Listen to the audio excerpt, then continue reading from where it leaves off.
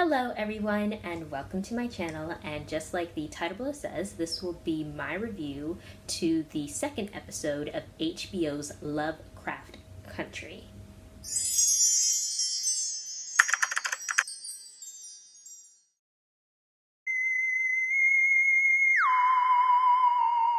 Okay, so last episode it ended with Tick Journey, whose character name is actually goes by Leti, and his uncle George walking by foot to a pleasantly looking but still kind of like suspicious mansion, all bloodied and whatnot. And when they go to the door, the front door, a mysterious man, he opens it and he says, "Oh, Atticus, we've been waiting for you," and then it just ends. Now last episode was very worried, and after seeing episode 2 it was rightly so. So the second episode, it opens up with a fun little montage where Leti and Uncle George are just living their best life. Leti is trying on really cute clothes, and then Uncle George, he's sitting in a bed reading all these books, and then you hear the delightful theme song to the Jeffersons. "We're moving on up to the east side," sang by Willona from Good Times. She's the one that originally sang it, may she rest in peace. And normally this would be very cheerful, very delightful, a really treat, a real treat to see. However, again, last episode, in 24 hours they were attacked twice in 2 different towns. Well, technically 3 different towns if you really think about the city line and whatnot. 3 different towns by racists with guns with the intent to kill them. And also within those same 24 hours, you saw nocturnal man-eating monsters with multiple eyes that could dig underground, and if you get bit by one, you become one. That all happened within a span of 24 hours. At least that was my perception based off of how the show was presenting it. I assumed all of this happened within 24 hours. So 3 times they were attacked. 3 times they were attacked. And one type of attack, they ain't no black person in all of America during the 1950s could be prepared for that. And this new episode, they're just chilling, living their best life in a stranger's home. When I saw that the first time, because I watched the episode twice before doing these reviews, when I saw that the first time, I'm thinking, wow, the 1950s was on that good reefer. They had the good reefer in the 1950s. They had the good music, they had the good, fashion, they had the good gas prices, and now apparently they had the good reefer. Because how you could forget something like that was beyond me. And apparently Tick, he's the only one that remembers. And there I am thinking, well, maybe is it because of Tick's, ancestral connection to whatever these people are doing? Is that why he has the ability to remember? And then I'm also thinking that, yeah, it could be a magical or supernatural influence, especially when, Tick is talking to them and they forget, but talking to Leti and Uncle George and they forget, and again, they're just enjoying their time with their heart's desires in a sort of way. And that actually made me think of the Odyssey. It's a classic Greek literature written by Homer. And how Odysseus, he went to this place where they ate the lotus. It was a type of plant that mellowed people out and made them forget their responsibilities. So I was thinking, was Leti and Uncle George forgetting that a parallel to that? Because Odysseus was the only one in the Iliad that had that had it still in his mind, hey, remember we got stuff to do. So that's just my own little conclusion. And then after Leti comes out and it was cute, I'm not gonna lie, it was a cute little outfit. I wouldn't have put it on because I don't know these people, and I find it very suspicious that they have all of these types of clothes that I just happen to like that fit me like a glove. no, I'll just wash, the blood off of what I already got. Like, I don't want to touch it. I don't know what you've been doing with it. I don't trust it. Like, when I go out shopping or when I order clothes online, I run it through the washing machine before, like, I wear it. Like, that's just me. And then anyway, yeah, they come out of their each individual rooms. And again, like, if it were me, we all would have been sleeping in the same room. And only 2 of us at a time were going to go to sleep while one person, like, kept watch, like, every 3 hours. And that's if you are able to sleep. Because, again, like, 24 hours. Shit got real. But yeah, so they're going out, they're walking, and they meet 20th century Legolas. However, he goes by William. For the first time, I kept calling him in my mind 20th century Legolas because that's what he was giving me in terms of appearance. But no, his name is actually William. And William, he's giving them a semi-tour of the house. And then we learn that the person who originally built the house, he was a man who made his money through the shipping business. And Leti, like, I already knew what it meant, but, Leti, she pointed it out, like, that means slaves. That means slaves. Like, I already knew what he meant by saying shipping. I'm sure, like, a lot of Black Americans knew what he meant by shipping, but I'm glad that the writers, had Leti rightfully point out that slavery, a whole lot of American old money got their money tied to slavery in some, shape or fashion, some form of fashion. They may not have been slave owners, but, like, they probably, made money off of insuring the slave ships. They probably made money off of, selling the slaves. They may not have owned the slaves themselves, but they sold it to people who did want to own slaves. Like, history deep. Again, that's old money, America. Like, slavery and then, like, bootlegging, like, in the 1920s for, like, the newer old money people. And so, like, as soon as, like, Tick, Leti, and Uncle George are alone, which is outside on, like, a patio, like, having breakfast or whatever, just really nice silverware. Like, out of context, like, this is, like, a pretty cool and cute setup, but, like, within context, I'm suspicious of everything. Like, I need to see William and his people eat stuff before I eat it. Whatever I'm gonna drink, I need to see you drink it first before I drink it. Like, cause I'm on edge. I would be on edge. Like, super paranoid, super scary, whatever.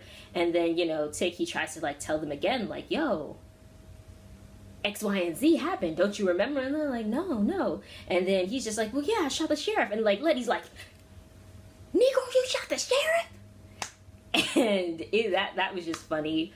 But anyway, and then as the show progresses, they begin to, like, explore for whatever reason. Like, let me take that back. I'm sure that they were exploring because they went there with the purpose of finding Tick's father.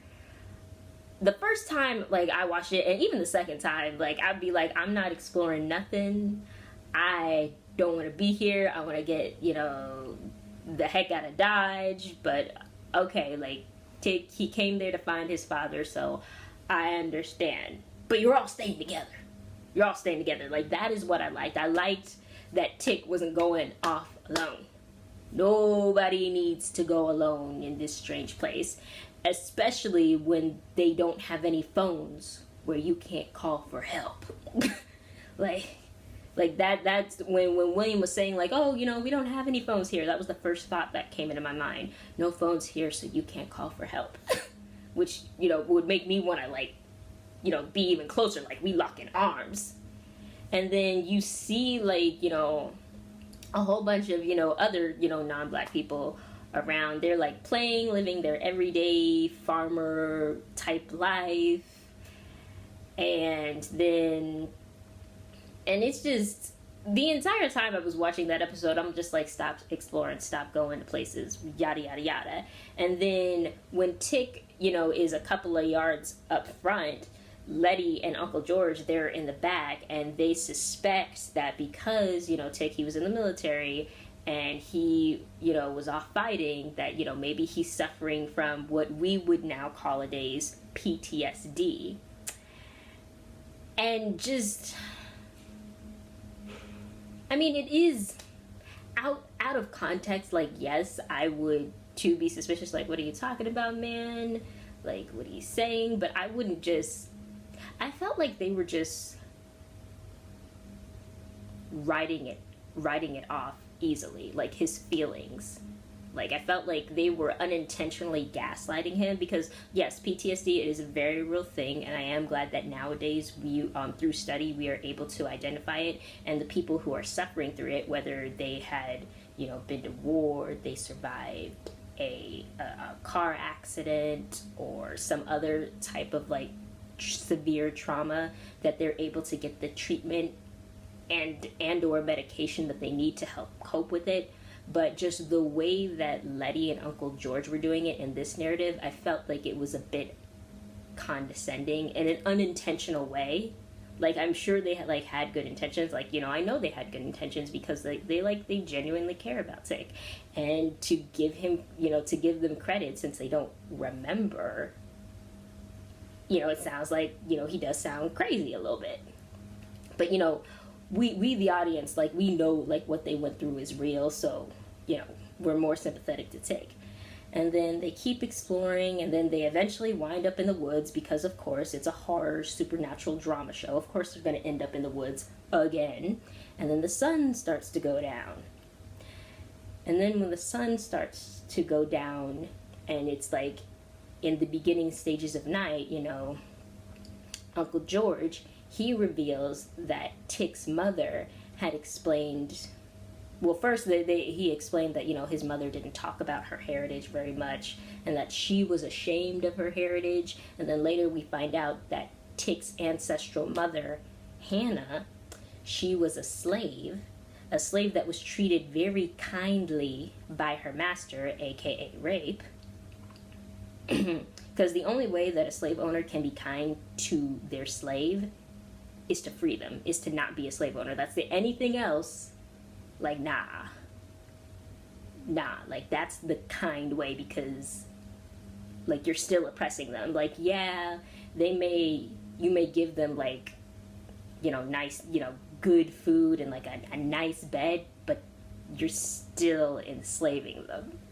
So the only way to be kind to your slave is to free your slave. No ifs, ands, or buts about it, because you're still oppressing them. So, and then they discover that, Letty, while she was pregnant, she, ran through the woods, because earlier in the episode, it was revealed that the house that they're in is actually a replica of the original house that, like, had burnt down. And when all of that was going down, Hannah, she, while pregnant, ran away. She ran away. Like, follow the northern star to freedom. Run away. And then the creatures come back. And understandably, they get scared. And they, they huddle together, prepared to, like... I mean, I don't know how they'd be able to fight, because they have no weapons and no light whatsoever. But, luckily, we don't have to worry about how they're going to escape or see any, gore, because the lady from the last episode in, like, the silver Monopoly car, she shows up on a horse, and she's able to, like, get the monsters to, like, go away. And then they all, like, go back home.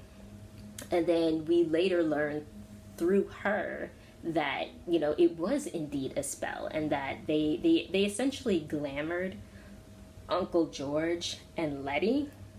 And that's something that they have always done to people who encounter the monsters and, like, live afterwards, because they don't want everybody up in their business, which makes sense. That does make sense. Like, hey, if your monsters don't kill you, we're still gonna put the magic on you so you don't remember what happened.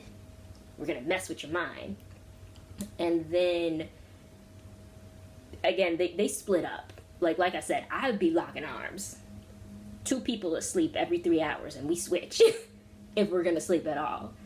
And Tick, he like follows her into like this other room, and then we see problematic, emotionally manipulative President Grant Fitzgerald, aka lovable wild Tarzan.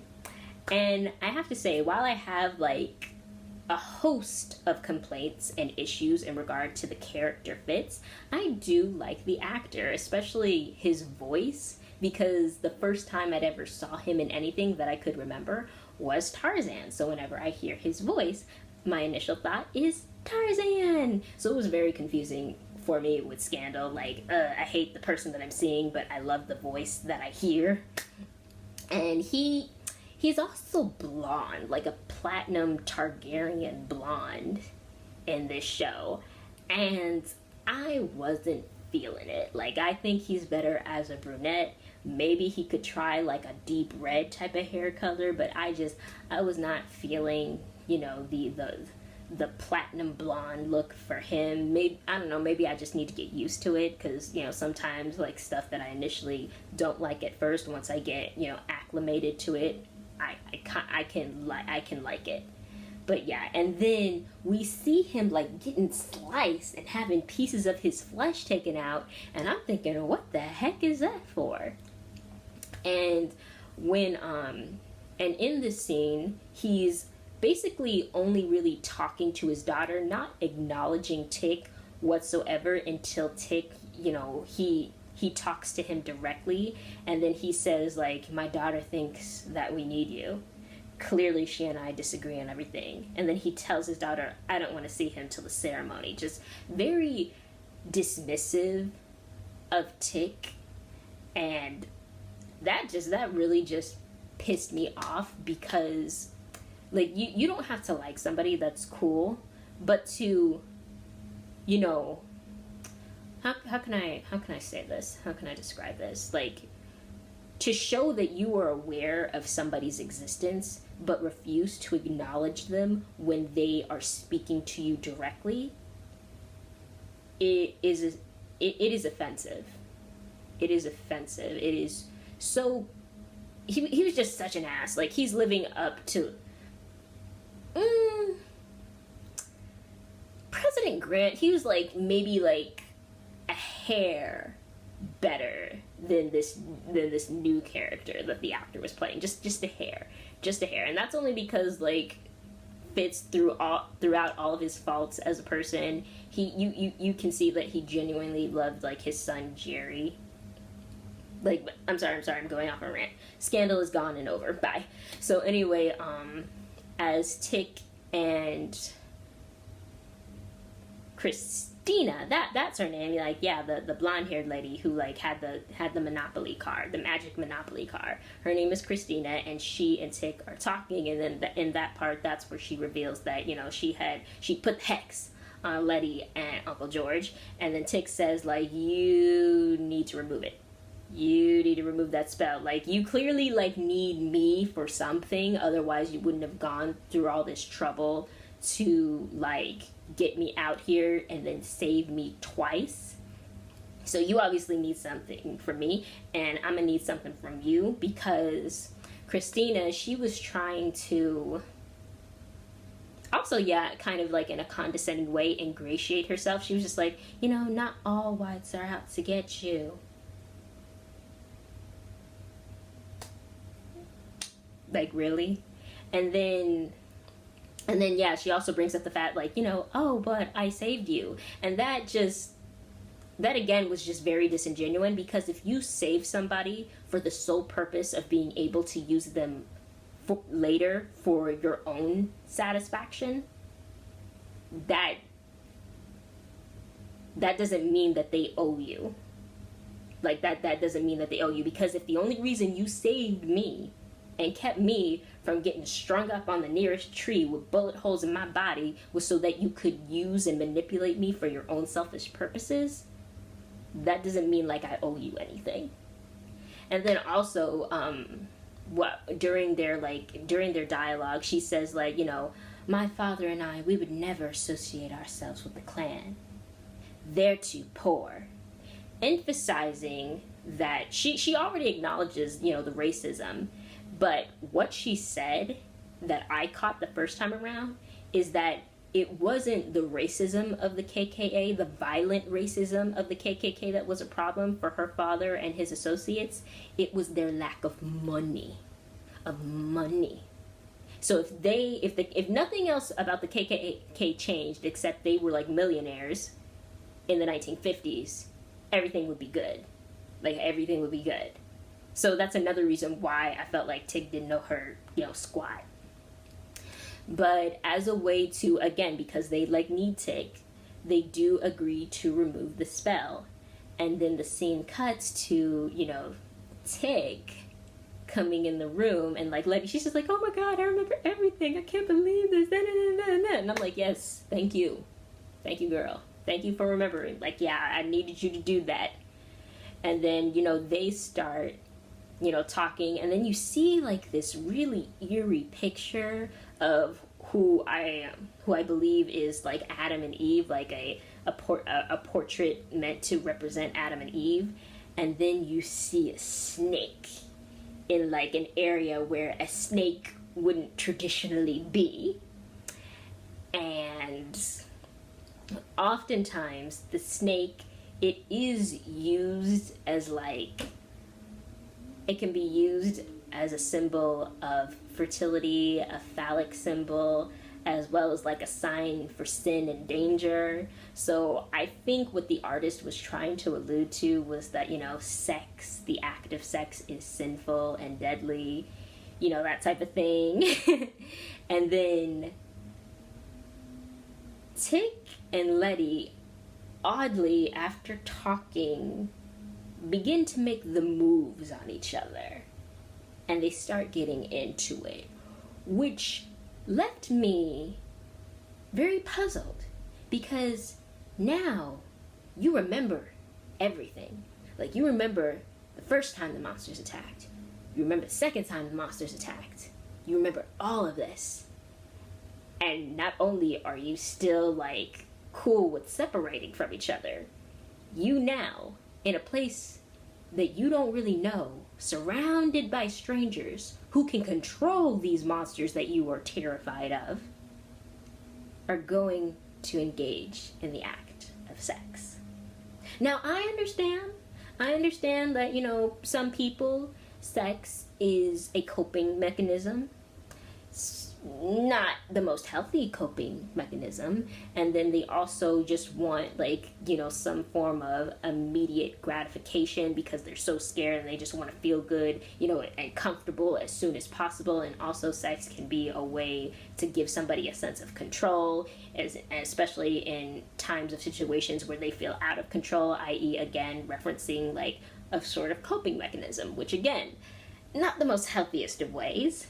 So not only was I against them having sex right then and there, I wasn't against them having sex. You can have sex, but my question is that why couldn't you have sex after you got in your car and drove off?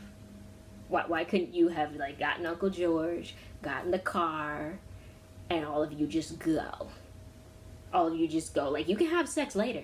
Let's not act like car sex isn't a thing that just started happening in the 90s. Okay?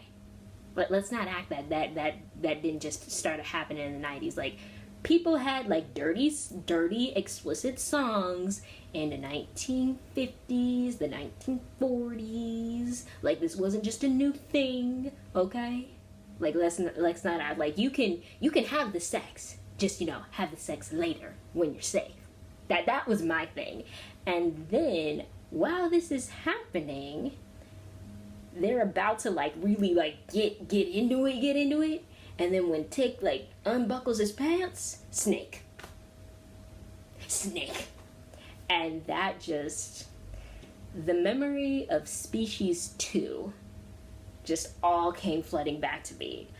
I should not have watched that film. My mother was right to censor my childhood. Species 2 really just messed me up. And then seeing Tig have a snake pop out just made me think of that. And of course, we later realized that it wasn't actually Tick. And these assholes, they took the glamoring, like the mind, wiping off of Leti and George, only to then later give them the illusion and experience that something else was happening. So yeah, we're gonna take off this one thing that's messing with you mentally, and then we're gonna do something else to mess with you mentally. Again, like you're not friends. We're not friends.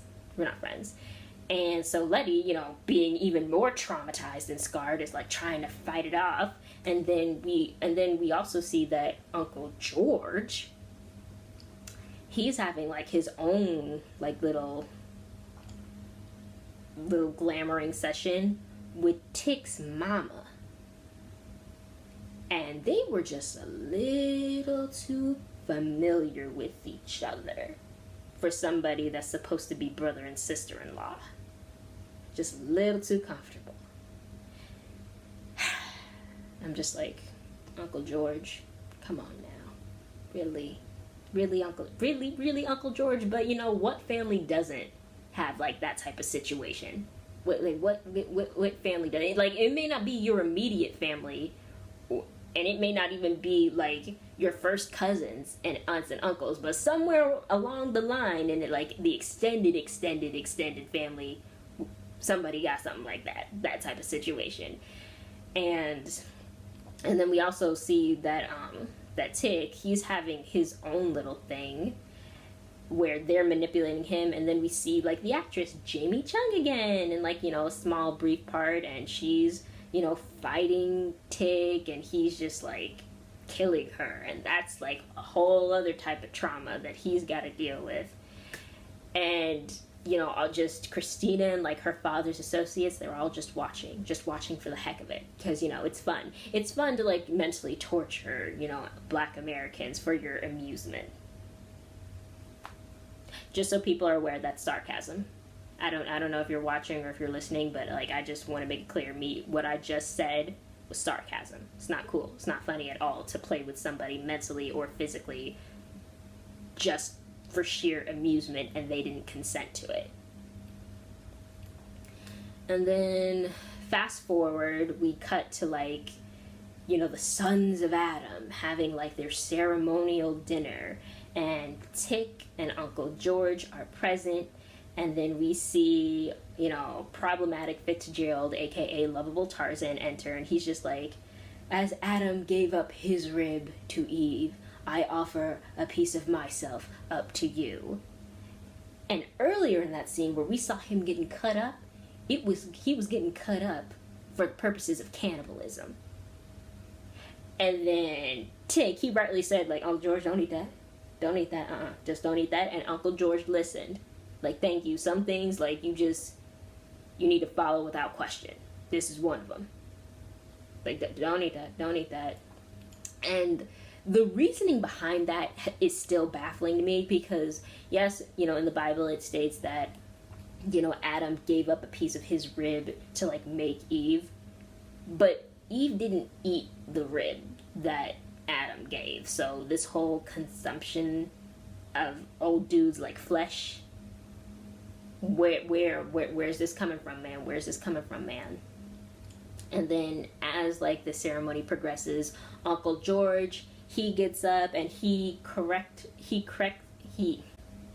rightfully deduces that Tick, like, because he has a direct ancestral link to like the guy that founded their society, he has a bit of leverage. And Tick, he starts making demands, like he wants his father, and to a certain extent they do comply, because that's like the ceremonial rules or whatever. So Tick and Uncle George, they go down to like a cellar, and they find out the place where Tick's father was being held against his will, because they find like his flask, and then they're about to leave, but then old girl who we saw earlier with like the whistle, because she had like had a whistle that Tick had like heard, that called off the monsters, and he confronted her about it like earlier when like Leti and Uncle George and Tick were all like exploring the, the little village area, and she was getting ready to kill them. She was getting ready to kill them and then feed them to her dogs. So yeah, I was glad when Leti showed up and just knocked the out of her. I'm glad that she did that. And then yeah, they rightfully they did what they should have been doing, was they got a car and they were about to get the heck out of Dodge. And then we see Tick's father like crawling out from the ground, Kill Bill style. And then he's just like, "What are you doing here?" And then Tick's was like, "I came to save you. I don't need your help to save me." Just being very ungrateful and very just like antagonistic about it. And I'm just like, okay, fine, we left you. And then it's also revealed that that Tick's father, he wrote that letter under duress, which makes me think back to the first episode when Tick was showing Uncle George the letter. There was something like weird about the R, so maybe that was like Tick's father's way of like trying to purposefully misspell the place that he was that he under duress was asking Tick to come to, in the hopes that his son wouldn't actually go there. Or maybe it was just the stress of being under duress that caused him to be shaky. I don't know which is which, but I prefer to think of the former rather than the latter. And so they get in the car and they start to drive off, and they're going over the bridge, and then there's this invisible force that they crash into. And they shook. They're okay, but they're a little shook. And then problematic Fitzgerald, aka Lovable Tarzan, shows up with his daughter and then shoots Leti in the gut. Blood just start coming out her mouth, and Tick is just like, "Oh my god, it's gonna be okay. It's gonna be okay. It's gonna be okay." And then they're just like, "You want her to live? You need to do what we tell you to do." And, of course, that, Tick, because he cares for Leti, because, that's somebody that he knew since he was a kid, that, he grew up with, like, and also, like, it's, you know what I mean, I don't need to say it, you know what I mean, but, so they agree, and, like, Leti, she's sick. Well, actually, no, I take that back. Uncle George, he was pretty messed up, too. Never mind. But anyway, so they help Leti out, and then while Leti is being like helped, they cut to a scene where Tick is being prepared for, washed by a group of women. And I know for like some of the viewers that was a treat to see, but for me, under, within the context of everything, like this man is essentially, he is being manipulated. He was tricked into coming by people who held his father captive. He was then being, what's the word, he was then being blackmailed / manipulated into partaking in this ceremony, and they are basically just doing things to him under duress, i.e. without his, proper consent. They're just stripping him down, and it just seemed like the whole discomfort on his face, like, I couldn't enjoy it personally, because it's not something that he consented to. It's not something that he wants. What I did like was when he took a shot at Christina. He's just like, you're doing everything that you're told to by your father, and you're in the room, but you yourself will never have any true acknowledgement or power within the society, because it's not called the daughters of Adams, it's just called the sons of Adams. And what I liked about that as well is that Tick was basically just calling out this white woman for being complicit and or being an active participant in the manipulation and harm of others, but not getting the full acknowledgement within the society that she has beholden herself to. So she played a very passive role, but still a role nonetheless, in like the harm of another woman. So, you know, feminism goes right out the door. So like you can't rock that whole, oh, we're all feminists, you know, no, it's all cool, we're all women, but then contribute to the harm of another woman. So like, yeah, I like that. And then and then we cut to the ceremony, you know, taking place, and it's really weird. I'm scared for Tick. And then we see, like, you know, the ground becoming all floral-like, because the whole purpose of this ceremony is to get access to the Garden of Eden. Like, it's supposed to be in this other dimension on a whole other plane, and Problematic Fitzgerald, aka Lovable Tarzan, it is his desire, his destiny, to go there and to achieve immortality. And so through this ceremony, like, Tick, he's like, with his blood, he is where they're getting access to it. And then, like, in the portal, we see an image of Hannah, and she just looking there like, baby, this is a mess. And then, you know, something goes awry, and everybody but Tick is like turned to stone, and then they just collapse and disintegrate. Everybody that was present, like, in the room. And then the house catches on fire. The house catches on fire, and we see, like, you know, Tick, who sees a vision of his ancestral mother, Hannah. She's just walking out, and, like, he rightfully follows her out of the house to safety. Like, when your ancestors touch down and tell you to get out, you get out and you listen to them. And that's what he did, and he's able to live. And, like, Leti and his father and Uncle George, they made it out, but unfortunately Uncle George didn't make it. He died. And that, I felt some type of way about that, because there I was in the first episode, worried that Uncle George was going to die. Gave my reasons in the previous video why I thought he was going to die. He had 2 close calls for death, only for him to be killed off at the end of the second episode, when I think he's safe.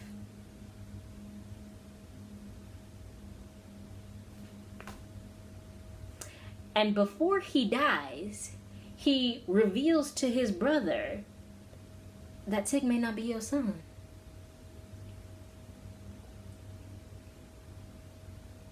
Just wow. But again, as I said earlier, what family doesn't have that type of drama? Extended family, not always immediate family, but extended family. Who doesn't have that type of drama? And then Tick, you know, he's mourning the loss of really the only loving and nurturing paternal figure that he's ever known, because, you know, his father's just his father is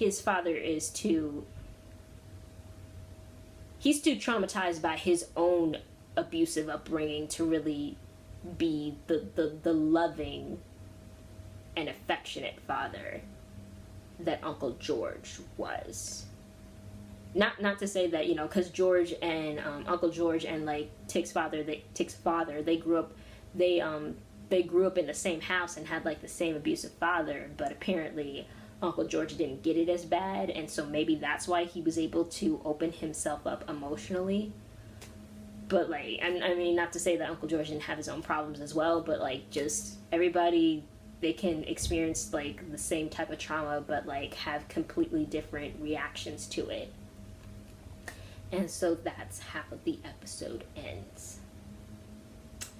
And as always, like, as much as I didn't like that Uncle George died, and I thought that the main characters were being, you know, foolish, overall, like, I did enjoy the episode because it made sense.